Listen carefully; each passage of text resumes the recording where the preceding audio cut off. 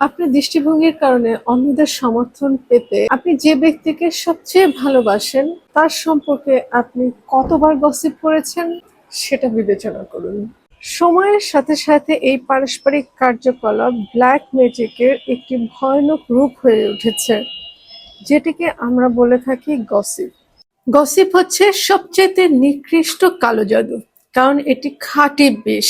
আমরা যখন শিশু ছিলাম তখন আমরা আমাদের আশেপাশের বয়স্কদের সারাক্ষণ গসিপ করতে শুনতাম। খোলাখুলি ভাবে অন্য লোকদের সম্পর্কে তারা অভিমত দিত। সেসব মতামতের সঙ্গে আবেগময় বিষ স্থানান্তর হতো এবং আমরা একেই যোগাযোগ করার স্বাভাবিক উপায় হিসেবে শিখেছি। মানব সমাজের যোগাযোগের প্রধান মাধ্যম হয়ে উঠেছে গসিপ করা।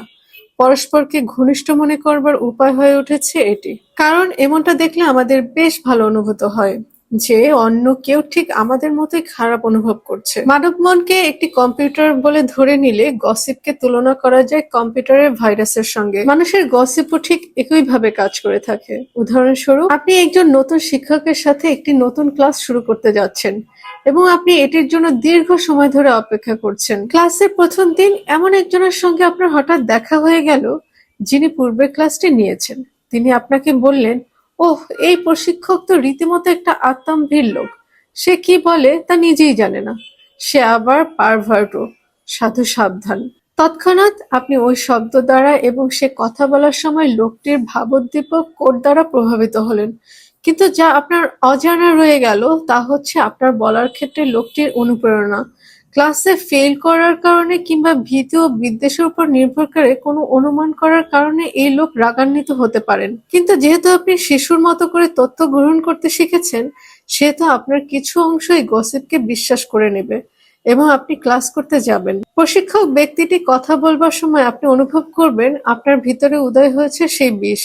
আর আপনি ভাবতেও পারবেন না যে আপনাকে উক্ত গসিপ শুনিয়েছিলেন যে লোকটি, আপনি প্রশিক্ষককে বিবেচনা করছেন ওই লোকের চোখ দিয়ে। অতঃপর আপনি এই বিষয়ে ক্লাসের অন্যদের সঙ্গে কথা বলতে শুরু করবেন, আর তারাও ঠিক ওই একই কায়দায় প্রশিক্ষক ব্যক্তিটিকে দেখতে আরম্ভ করবে, আত্মম্ভরী ও একটি পারভার্ট হিসাবে।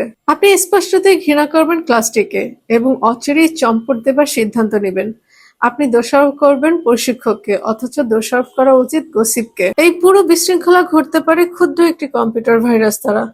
ভুল তথ্যের ছোট্ট একটা অংশ মানুষের যোগাযোগ নস্যাৎ করে দিতে পারে। ফলে যেই একে স্পর্শ করবে সেই আক্রান্ত হবে এবং অন্যদের কাছে সংক্রামক হয়ে উঠবে। কল্পনা করুন, প্রতিবার অন্যরা আপনার নিকট গসিপ করছে, তারা আপনার মনে একটি কম্পিউটার ভাইরাস ঢুকিয়ে দিচ্ছে, যে কারণে প্রত্যেকবার আপনি একদম স্পষ্টভাবে চিন্তা করতে পারছেন না। গসিপ নিয়ে আরো যদি বিস্তারিত আলোচনা করতে যাই তাহলে ভিডিওটা অনেক বেশি লম্বা হয়ে যাবে। তাই ইনশাল্লাহ আগামীকাল আরো বিস্তারিতভাবে এটা নিয়ে আলোচনা করতে পারবো।